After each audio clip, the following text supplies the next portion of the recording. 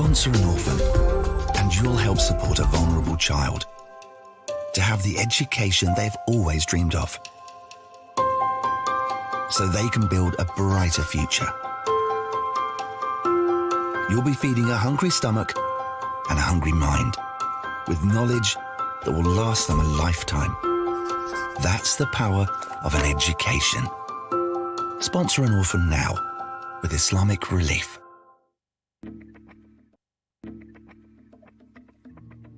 Assalamu alaikum, everybody. That's me. I'll be dressed a little bit like this for the show.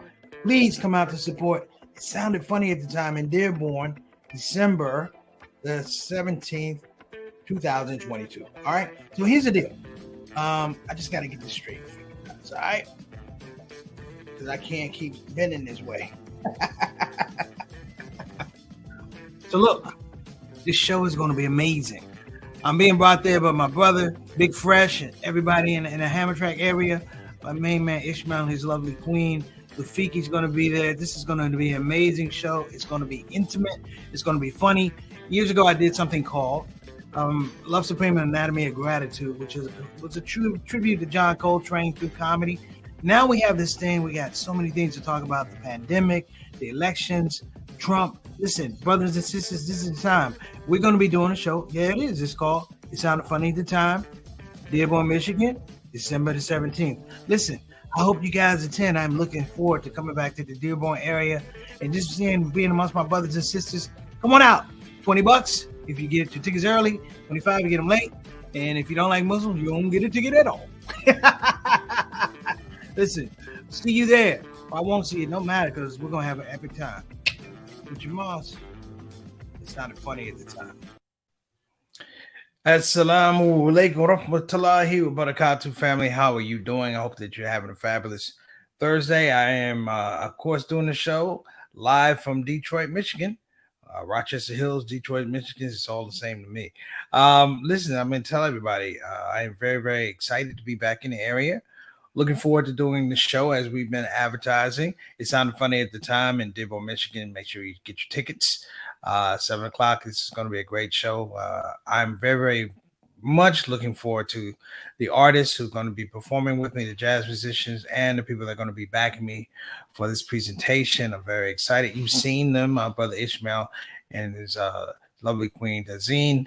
And a big shout out to my man, Big Fresh, doing big things. So Satana, it won't be able to join us right now. We hope that she's doing well. Keep her in your duas as well. And we say we want to make sure we reach out at the beginning of the show. That's what I try to do. Reach out. Duas, Sister Nancy Mustafa. She lost her mother. May Allah be pleased with her. Accept her good deeds and forgive her bad deeds and give her the highest levels of paradise. As well as Sister Lorraine, the Kitchen family. The same thing, may Allah bless you, accept your good deeds, forgive your bad deeds, and give you the highest levels of paradise. This is a real type of thing. And a shout out to people that responded to the show yesterday. It was something that I really, really wanted to talk about, didn't actually have a model. And then, bam, there's a model right in front of us. And I hope that all of us can build on yesterday's show, inshallah. That's the first thing. And I'm going to talk about today's topic, which is a checkup from the neck up, which is what we used to say in regards to mental health. We didn't say that people had depression. We didn't say that people were bipolar or had anxieties, anything like that. We say you need to get a checkup from the neck up. And I find this even more important. Many of you are aware of the co-host for the Ellen DeGeneres show, a young man named Twitch, barely 40, I believe, barely 40, and seemingly on a pace in life, peace in life, family, wife. These are the things that fulfill you. And summarily wound up taking his own life in a hotel. And a lot of people go, why? Well, I don't know why. And we've been on this topic before. Now, I'm going to say this, and I'm going to be very, very honest. I do feel like I did, in some regards, a very, I think I may have done a very inaccurate, inappropriate. I was not inappropriate. I didn't do the subject matter justice. What I mean is, I could have done a lot more, not just in just talking about it on the show, but also in the advocacy of it, because now you begin to see a pattern. And the thing that we talked about in previous shows regarding suicides, particularly in the African American community, is that now we're beginning to see it happen in children that are younger and younger. This is our topic today. This is about life. This is about our youth, brothers and sisters. And I don't take it lightly. As a former educator, former counselor, group home counselor with juvenile corrections and the like, I've seen a fundamental shift when it comes to mental health. But at the same time, in our communities, we have not shaken the stigma in some regards. We look at it as one offs, and we're having the one offs that are now closer and closer and closer to one another. And now we need to address it. So that's our topic today. Check up from the neck up here on the Shout Out Show. Thank you for joining us.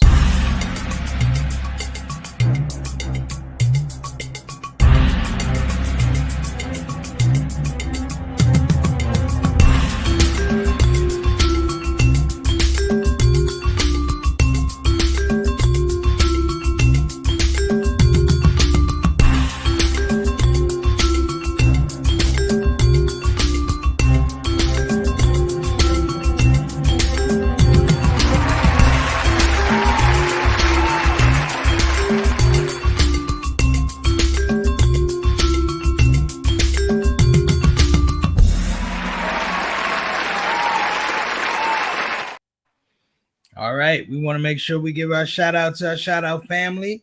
Without further ado, please let me get the men here. We want to give a shout out to Sister Ree. Sister Ree, thanks so much for joining us to the show. And if anybody has any comments they want to make, please feel free to make the comments. I'm not here to just talk to you, which is a conversation. That's what we're trying to have today. Very sober conversation. So shout out to Sister Ree. Assalamu alaikum wa rahmatullahi wa barakatuh. Peace to you, Brother Derek. And of course, your young king, Brother Jawan. Make sure you let them know that I asked about them and I have them in my prayers. Okay. Next up, my main man, Altaf Rashid, better known as Mr. 6 o'clock, straight up, straight down, a Canadian envoy to the show here on the Shout Out Show. He has been one of our day ones, and we appreciate him being in the place. Altaf, I hope you're doing well, my good friend. I hope you're doing well. Wa alaikum assalam wa rahmatullahi wa barakatuh. Let me ask you something, Altaf. In Canada, are they seeing an increase in suicides? Because, we are, and I'm going to talk a little bit about this, but we are seeing some really, really alarming rates that are jumping. And when I say jumping, they're finding, in some regards, they're finding some stability. Like this becomes a little bit more, and I'm going to talk about it. It seems there's a little bit more social acceptance for suicide because it becomes more and more common. We're going to talk about that. Let me give a shout out to my man. Assalamu alaikum wa rahmatullahi wa barakatuh to my main man, L.A. Hardy, one of the funniest people in the business, an OG. And if I could, from an OG to OG, this is a very funny man. How you doing, my beloved brother? I hope you're doing well. I don't know if you're on a ship or you're back in Florida, but we are always here on the Shout Out Show as part of the Shout Out Show family. You are always welcome, my dear brother. Thank you so much for tuning in, and thank you so much for just some of your well thought out comments on Friday and some of the things you send to me. That's very inspirational. I appreciate you, beloved. Good to see you. Peace and blessings to the family too. All right. Well, alaikum assalam rahmatullahi wa barakatuh to Sister Ika, tuning in all the way from Depok, Indonesia. Inshallah, you're doing well. Peace and blessings to you. And my main man, big brother, Bilal Salahuddin. Wa alaikum assalam rahmatullahi wa barakatuh. He says, tuning in from Seguin, Texas. Little brother. Okay. I think there's a school out there. I think I performed out there, but Seguin is headed, it's definitely headed west. I haven't been, I can't remember it, but it's definitely headed west, man. But I hope whatever you're doing, you're taking care of your queen. Shout out to Sister Sonia Dalton Salahuddin. We appreciate you. And thank you so much for tuning in, brother. You're doing things and you thought enough to come join your family. We appreciate you. And I want to give a shout out. Wa alaikum assalam rahmatullahi wa barakatuh to my little brother JT. What's going on, beloved? Appreciate you, man. And as always, tuning in. I know, government name is Johnny L. Thomas. He's always going to be JT. Because if you catch me on the wrong day and say Johnny L. Thomas, I won't even know who you're talking about. All right, brother. Good to see you, beloved. And I owe you a call. And my dear sister saying that she's here too with brother Bilal. Keep him in check. Sometimes he get a little bit off check sometimes, Sister Sonia. So keep him in check. When you're not around, he talks a lot of smack. I'm just kidding. Good to see you, dear sister. Assalamu alaikum wa rahmatullahi wa barakatuh. I appreciate peace and blessings. So I asked Altaf a question about, are they seeing an increase in suicide in Canada across the border? He said, yes, suicide is increasing more and more. AMT police officers, we're pressuring the government for more funding to get people the help they need. This is important. And I'm going to tell you why it's important. Years ago, when I worked as a group home counselor, as a school teacher, and walaikum assalam rahmatullah barakatuh, brother Eric. How you doing, man? Big E, thank you so much for tuning in the show. We appreciate you. Hope you're having a blessed day. One of the things that I remember in group home counseling and things like that is that only the people who had the most serious, prevalent, like existing mental health, they were the only ones that got help. And the help they got was not like counseling and things like you wouldn't see them anymore. Like they may go to an asylum. They may go to a mental institution. And I believe that somehow the stigma of if you were having mental health issues, that families held on, they didn't say that, or people didn't look for help because it was a fear that with that stigma that you would wind up in some type of mental health facility. Let's just be honest. Let's be honest. In my neighborhood, we had a guy named Two Quarters. And Two Quarters, he wasn't right, but we didn't understand the scope of mental health illness. We say he was crazy, he's off, things like that, but we didn't understand it. And as a culture, particularly African-American culture, we weren't born to say that something was inherently wrong with us. And we didn't understand the whole idea of trauma. We did not understand the whole idea of trauma. I'm saying this because we have to understand that there's a relationship. That the suicides or the rise in suicides that we're seeing right now it's a crack in our armor. Let me tell you how it's a crack in our armor. It behooved all of us, particularly black men, to put on an air of invincibility. I had a high school friend. He played football. He's a good dude, popular. We all liked him. He committed suicide. And what was said at his funeral is something that still bothers me today. They said he had confusion. He said, but the Lord knew his heart. But we didn't talk about his heart. We talked about his vulnerability.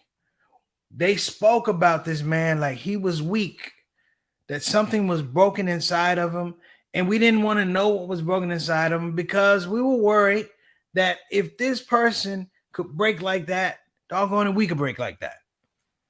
That this was one of our brothers. We played football. We did sports on the court, on the field, all these things, hung out, party, chased girls. But at the core of it, when times got tough, hear me now, when times got tough, he didn't get tough. He caved. He gave in. And this was a lot of the macho response that was the purview. And people became afraid to talk about mental health. So I'm gonna bring this up. I just want you guys to watch this. This is really important because with the young man that committed suicide, Twitch from the Ellen Show, this is why I said what I did was it was not enough because we fall into this whole thing. It was not. I didn't do enough. I have to advocate, and we have to advocate. Check it out. Take a listen. Tonight, several recent and tragic headlines are sparking a renewed conversation about mental health. In the last 2 weeks, there have been three high-profile suicides in the African-American community. The son of actress Regina King, Ian Alexander Jr. was just 26. Actor Moses J. Mosley was 31. And former Miss USA Chesley Christ was only 30. Studies show overall suicide rates have fallen in recent years, but some indicate an uptick among minorities. 7 Action News reporter Kiara Hay goes in depth with a look at these trends and how the community is trying to get ahead of the problem.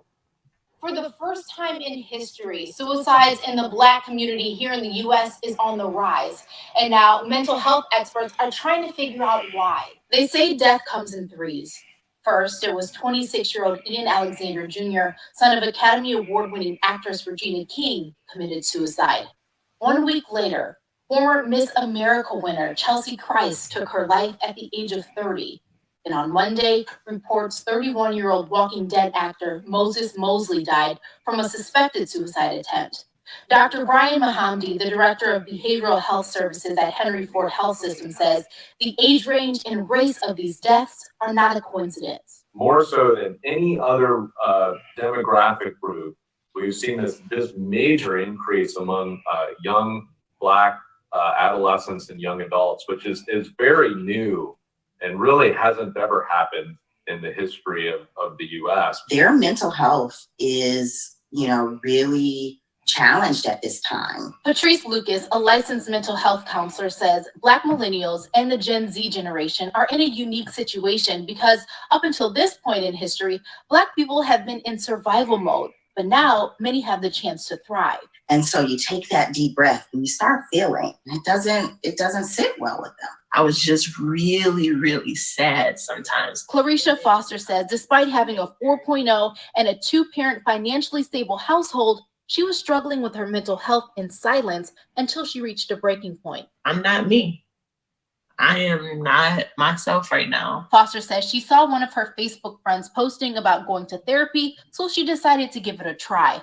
A resource she admits she was hesitant about because of the stigma. But now she's an advocate of therapy and received her master's degree in it to help others. That's how we get ahead of it. Not just the individual counseling, it's the group counseling, it's the workshops, it's talking about mental health. Another reason experts say suicides are up among adolescents and young adults is because of social media. More people are aware of the issues not only happening in this country, but around the world, and there's a growing sense of helplessness. But there is help available. We'll have some resources posted for you on our website at WXYZ.com. In Roseville, Kiara Hay, 7 Action News.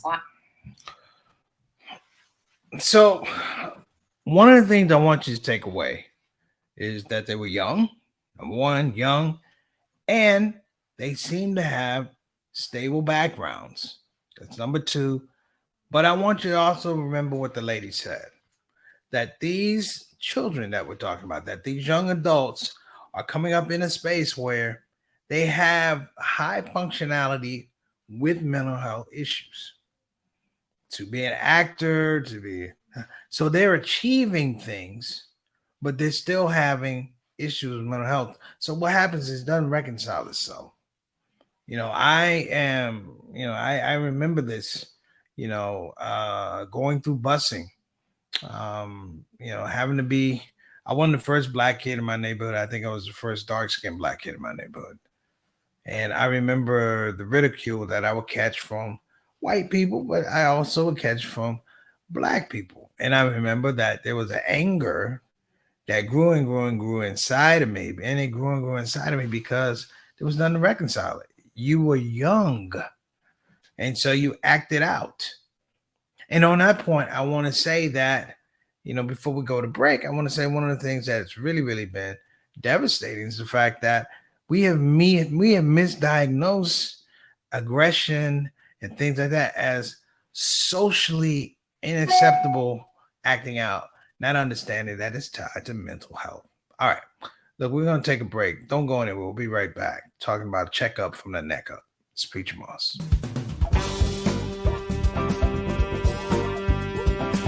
Hey, baby. babies. Welcome to Radio WCUC, Convenient Urgent Care, home of the smart patient. This is DJ What It Do. You know what time it is. It's the top of the hour, and the request lines are open.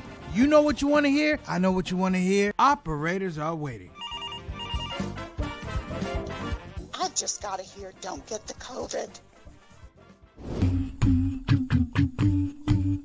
Don't get the COVID. Put your mask back on. The Delta COVID, more contagious than before. Don't get the COVID. Go on and get the vaccine. You know that it can keep you safe, and your people living up in your space.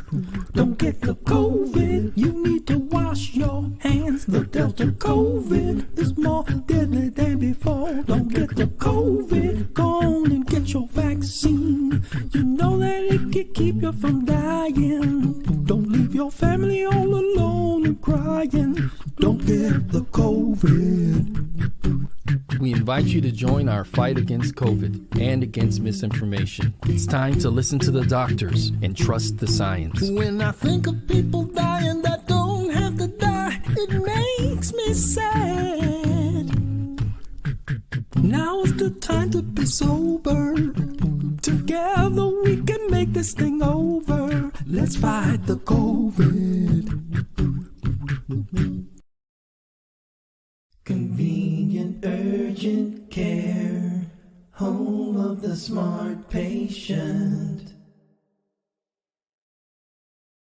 All right, we're back. Got a comment from my dear sister. She says there's seemingly no outlet, and social media is treating our youth instead of us listening. I agree with that point, but let me actually piggyback off your point, Sister Sonia, that the engagement of social media is that it's readily accessible. In real life, conversations are not readily accessible, meaning that you have to forge relationships, meaning that there has to be an engagement in a community and environment that allows us to have that. Social media, in many regards, is the replacement of real community. Communities on Facebook, communities on Instagram, communities on Twitter, all of them operate in this false narrative that they are some kind of real community. They are not. They are not. Nothing is going to replace the human touch, the sound of someone's voice when they agree or don't agree, the ability to gauge passion. You know, when we look at Sister Salathine says it's difficult being a kid. Yeah, it is. It was difficult being a kid back when I was teaching. But it was difficult because the stigma was attached to how children learned, how they were able to learn, or their ability to learn. See, when I taught severely most disturbed children, the criteria for being a severely most disturbed child was that your behavior was so extreme that you couldn't function in a natural, regular education system. But now the flip is, what happens when you are quote unquote regular, but your environment is extreme? That you now live in an environment that's so extreme. And let me say what extreme is. 24-hour, you're 24-hour being bombarded with advertisement, news, Instagram. Instagram has no cutoff. Facebook has no button where you can unplug it. The same with Twitter, that you're constantly that the moment you sign up for these things, you open yourself up for a world of engagement that you didn't really count on. And plus the fact that children today are being raised by parents who have not resolved their trauma, who simply have passed it on. Whether actively or passively, they passed it on. The father who doesn't really want to engage with their children, you know, that's a form of mental illness. Furthermore, that's a form of spiritual illness. And as you move forward, we're going to begin to see this thing. We said it a couple shows ago, talking about the age becoming younger and younger. Why? because children are engaging and experiencing adult problems and adult emotions at a very young age. It's the same as a child who has an alcoholic father. That child doesn't have a father, they have an alcoholic father. And what follows is the behaviors and the dysfunctions that's associated with this substance abuse. And the child can't, at a young age, they can't figure out the variance. They can't figure it out. When I was a kid, my dad loved Budweiser. And the joy I got when my dad said, go get me a beer, because I thought he would like me more, that he would love me more, that I got him a beer. That bringing him alcohol would make us closer, would bond us. But then one time, my dad was working, and I went and I got him a beer and I bought it to him. And he looked at me and he said, what the hell are you doing? I said, you want a beer? He said, no, when I want a beer, I'll let you know. He let me know that we weren't bonding over alcohol. And in no way did he ever advocate for me drinking alcohol. He was saying, hey, this is what I like. And my father said, I can control this. And to his word, he could. But you see the parallels that I'm talking about. That's my father talking to me. That's your mother, father talking to you. You know, many of us have relatives that have gone through things, family members have gone through things, addictions, stuff like that. And we were either adults trying to work with them or adults trying to help them with their children as they went through it. These are realities.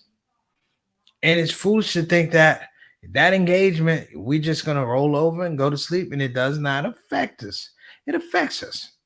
If you think about what you see on TV today, I remember when George Floyd got killed, it seemed like a black man was getting killed every other 15 minutes.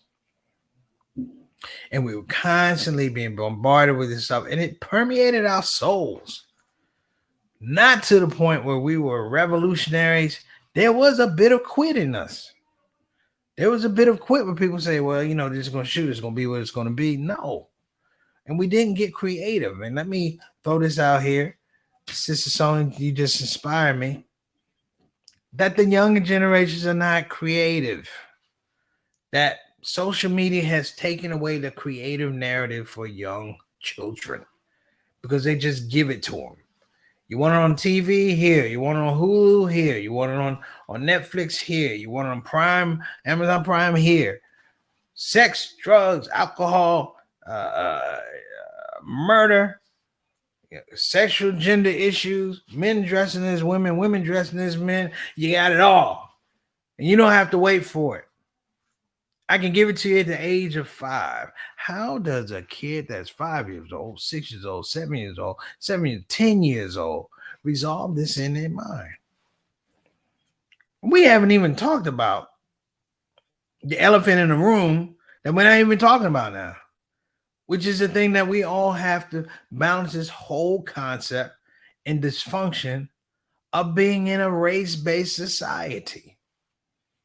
That used to be the thing that broke us, but it didn't break us. It inspired us.